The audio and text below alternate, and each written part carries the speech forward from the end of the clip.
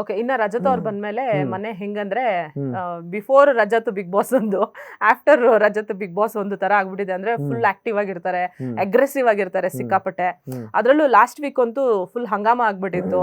ಧನು ಅಂತ ಧನುನೇ ರಜತ್ ವಿರುದ್ಧ ತಿರುಗಿ ಬಿದ್ಬಿಟ್ಟಿದ್ರು.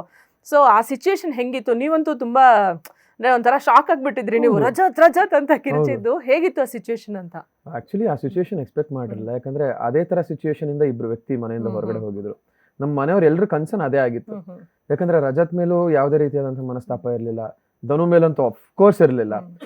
ಸೊ ಇವರಿಬ್ರು ಈ ತರ ಮಾಡ್ಕೊಂಡಾಗ ಯಾಕೆ ಒಳ್ಳೆ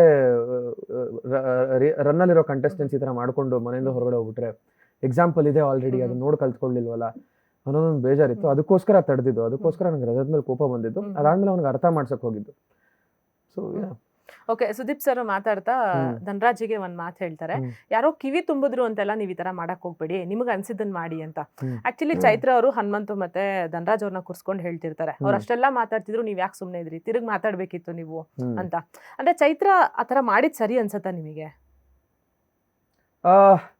ಮೇ ಬಿ ಧನು ಕುಗ್ದಾಗ ಮೋಟಿವೇಟ್ ಮಾಡಿದ್ದು ಸರಿನೇ, ಬಟ್ ಈ ತರ ಮಾಡು ಅಂತ ಹೇಳ್ಕೊಡಿದ್ ತಪ್ಪು ಅನ್ಸುತ್ತೆ. ನೀನ್ ಕುಗ್ಬೇಡ, ನೀನ್ ಅವ್ನ್ ಅಂದಿದ್ ಮಾತಕ್ಕೆ ತಲೆ ಕೆಡಿಸ್ಕೋಬೇಡ ಅಂತ ಹೇಳೋದು ಓಕೆ, ನೀನ್ ಯಾಕೆ ತಿರುಗಿ ಮಾತಾಡ್ಲಿಲ್ಲ ಅನ್ನೋದು ತಪ್ಪಾಗುತ್ತೆ.